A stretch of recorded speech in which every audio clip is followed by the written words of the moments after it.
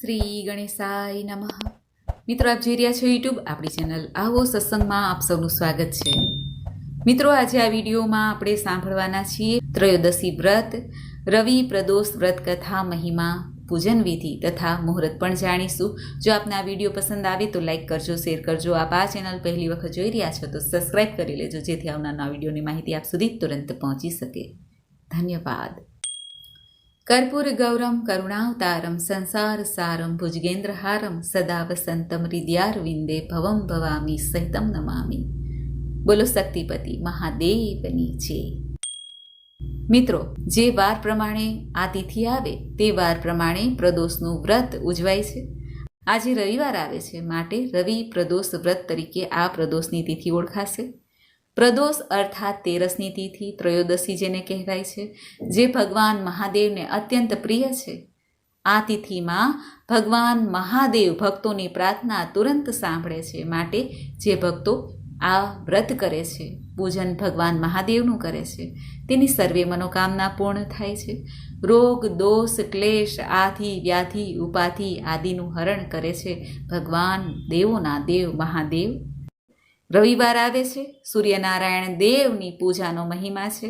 સૂર્યનારાયણ દેવની પૂજા અર્ચના કરવાથી, ગાયત્રી મંત્રનો જપ કરવાથી પણ પિતૃદેવતા પ્રસન્ન થાય છે. સૌપ્રથમ આપણે આ તિથિ ક્યારે આરંભ થાય છે અને પ્રદોષ પૂજાનું મુહૂર્ત શું છે તે જાણી લઈએ. એવી પ્રદોષની તિથિ, ત્રયોદશીની તિથિ પ્રારંભ થાય છે તારીખ 26 જુલાઈ 2026ના રોજ બપોરે લગભગ 1:58, જે આ તિથિ પૂર્ણ થાય છે 27 જુલાઈ 2026 સાંજે 4:15 વાગ્યે. આમ જોઈએ તો પ્રદોષનું વ્રત ત્યારે થાય છે જ્યારે સૂર્યાસ્ત સમયની આસપાસ પ્રદોષની તિથિ આવતી હોય. એ પ્રમાણે જોઈએ તો તારીખ 26 જુલાઈ 2026 રવિવારના દિવસે પ્રદોષનું વ્રત રાખવાનું રહેશે. આ પ્રદોષના વ્રતને રવિ પ્રદોષ વ્રત કહેવાશે. આજે પૂજાનું શુભ મુહૂર્ત છે સાંજે 7:15 લઈને 9:15 સુધી. પ્રદોષનું વ્રત ત્રયોદશીનું વ્રત કહેવાય છે, જેમાં શિવ પાર્વતીજીની પૂજા અર્ચના તો થાય છે, પરંતુ આજથી જયા પાર્વતી વ્રત પણ પ્રારંભ થાય છે. જયા પાર્વતી વ્રત જે પ્રારંભ થાય છે તે સૂર્યોદય તિથિ પ્રમાણે કહેવાય છે. એટલા માટે તારીખ 27 જુલાઈ 2026ના દિવસે ત્રયોદશીની તિથિ જ સૂર્યોદય પ્રમાણે લાગુ પડે છે. ત્યારે જયા પાર્વતીનું વ્રત પ્રારંભ થશે, જે 5 દિવસનું હોય છે, જે સૌભાગ્યવતી બહેનો અને કુંવારિકા પણ આ વ્રત કરી શકે છે. ત્રયોદશી અર્થાત પ્રદોષની તિથિ ભગવાન મહાદેવને સમર્પિત છે, જે મહિનામાં 2 વખત આવે છે, સુદ પક્ષમાં અને વદ પક્ષમાં. બંને તિથિના સ્વામી ઈષ્ટદેવ ભગવાન શ્રી ભોળાનાથ છે. આ દિવસે ભગવાન મહાદેવની વિધિ વિધાનથી પૂજા આરાધના કરીને ભક્તો મનોવાંછિત ફળની પ્રાપ્તિ કરી શકે છે. જીવનમાં સુખ, સમૃદ્ધિ અને ખુશહાલી આવે છે.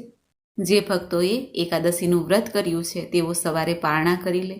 ત્યારબાદ પ્રદોષ વ્રત રાખવાની ઈચ્છા હોય અથવા રાખતા હોય તો તુલસી દળ અને જલ લઈને એકાદશીના પારણા કરે અને પ્રદોષના વ્રતનો સંકલ્પ કરી લે.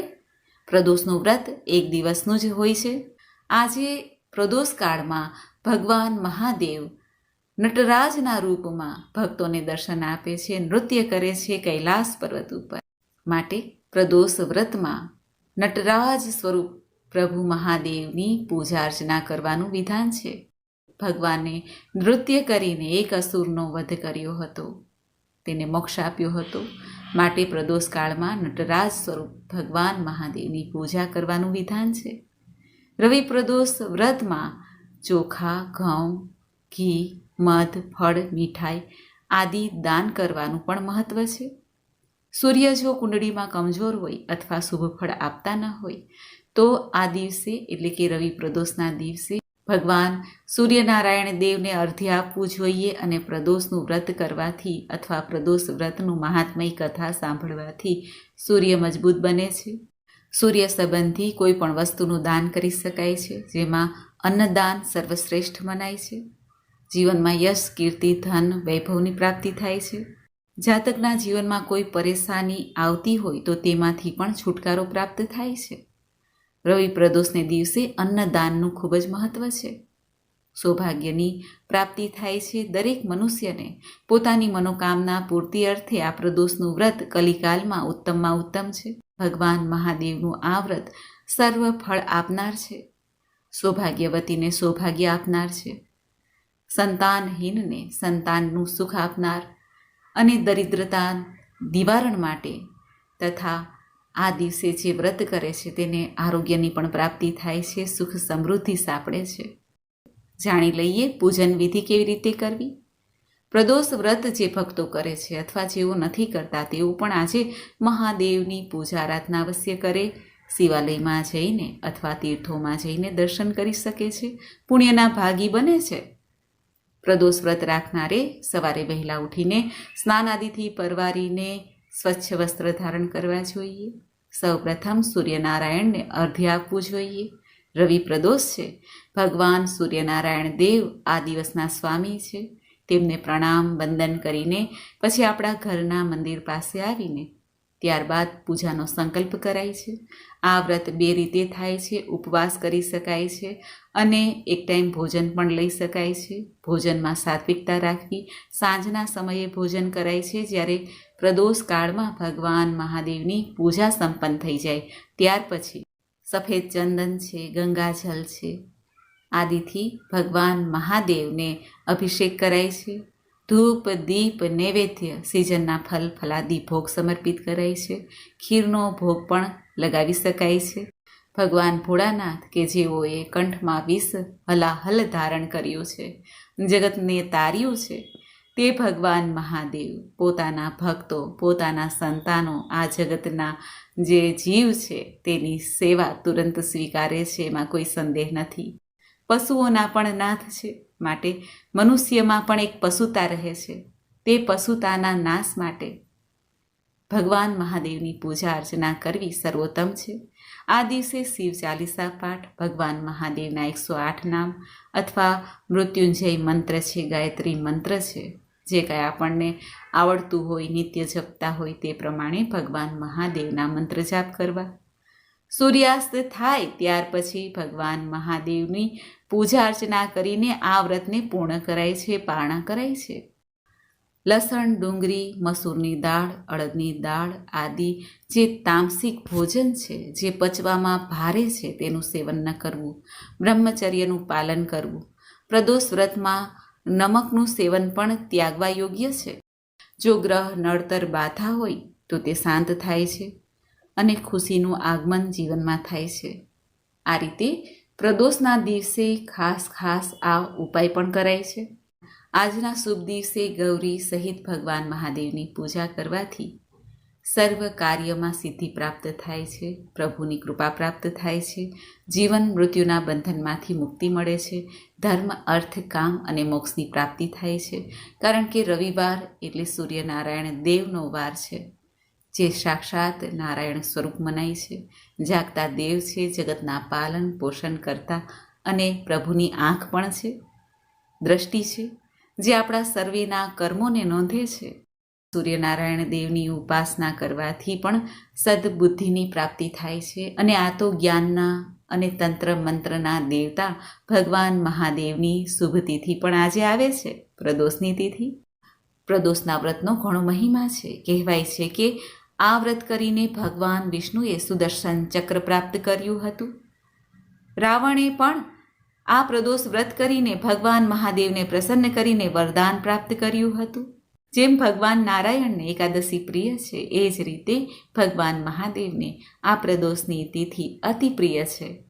મિત્રો, તો આ હતું રવિ પ્રદોષનું મહાત્મય. હવે આપણે સાંભળીએ આ રવિ પ્રદોષની વ્રત કથા. બોલો ભગવાન શક્તિપતિ મહાદેવની જય. એક સમયની વાત છે. સર્વે પ્રાણીઓના હિતાર્થે પરમ પાવન ભગીરથીના તટ પર ઋષિ સમાજ દ્વારા વિશાલ ગોષ્ઠીનું આયોજન કરવામાં આવ્યું હતું. વિદ્વાન ઋષિઓ એકત્રિત થઈને વ્યાસજીના પરમ શિષ્ય પુરાણ વેતા સૂતજી મહારાજ હરિકીર્તન કરી રહ્યા હતા. ત્યારે સર્વે મુનિગણોએ સૂતજીને આ કલયુગમાં શિવજીની ભક્તિ કઈ રીતે પ્રાપ્ત કરી શકાય તેવો પ્રશ્ન પૂછ્યો.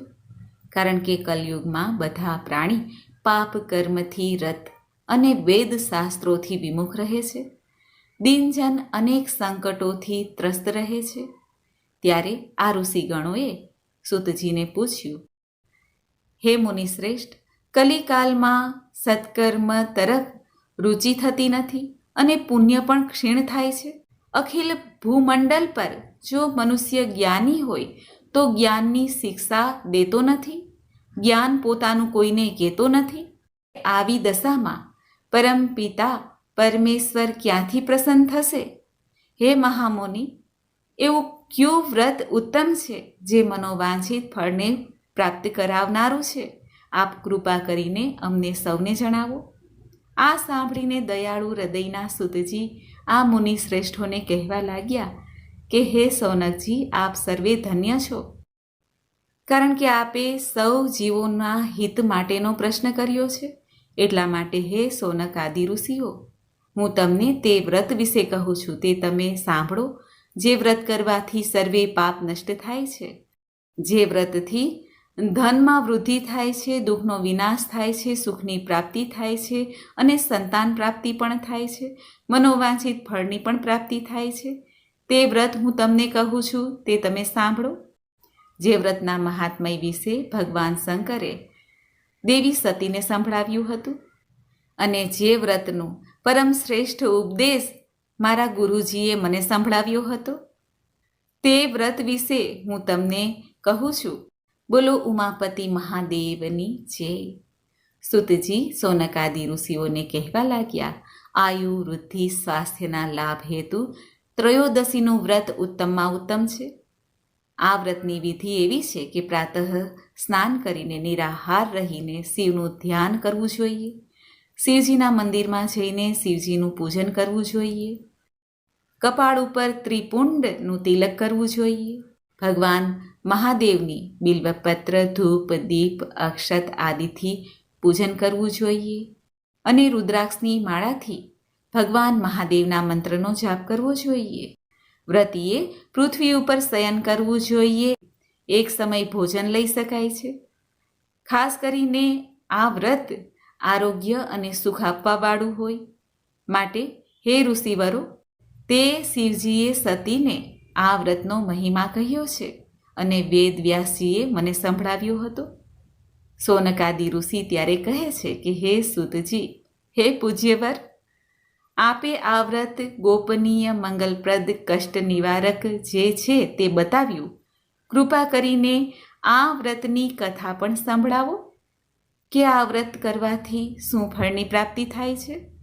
ત્યારે સૂતજી સૌનકાદિ ઋષિઓને આ રવિ પ્રદોષના વ્રતની કથા સંભળાવવા લાગ્યા.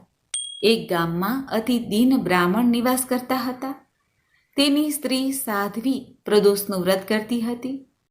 તેને એક પુત્ર રત્ન પણ હતો. એક દિવસની વાત છે, તે પુત્ર સવારે ઉઠીને ગંગા સ્નાન કરવા ગયો. દુર્ભાગ્યવશ માર્ગમાં તેને ચોરે ઘેરી લીધો અને કહેવા લાગ્યા કે તારી પાસે જે કાંઈ હોય તે અમને આપી દે, નહીંતર અમે તને મારી નાખીશું.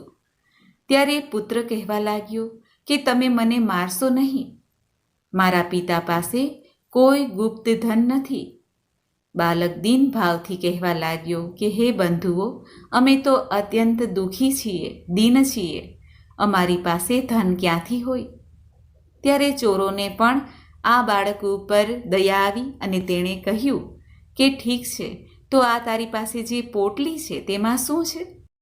ત્યારે બાળક નિઃશંકપણે ચોરોને કહે છે કે આ પોટલીમાં મારી માતાએ મને ભોજન આપ્યું છે.